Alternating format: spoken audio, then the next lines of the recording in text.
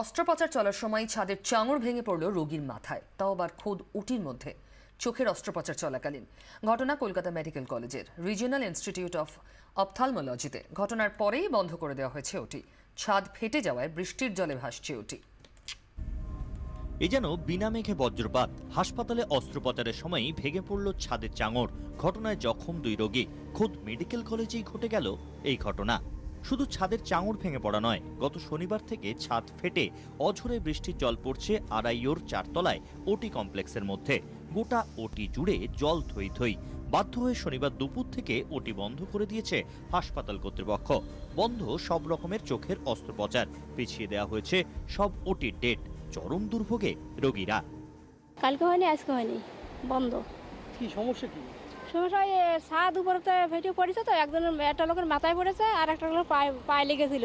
আচ্ছা, হ্যাঁ, সেই সমস্যা মানে বন্ধ, জল পড়ছে উপরতে, ওটি বন্ধ। শনিবার দিন ভর্তি করেছি, রবিবারে ডাক্তার আসেনি, ছুটি ছিল।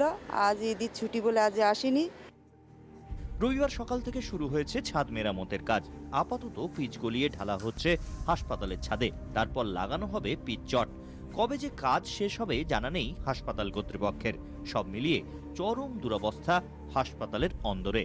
ক্যামেরায় পার্থ পালের সঙ্গে সন্দীপ সরকারের রিপোর্ট, 24 ঘন্টা।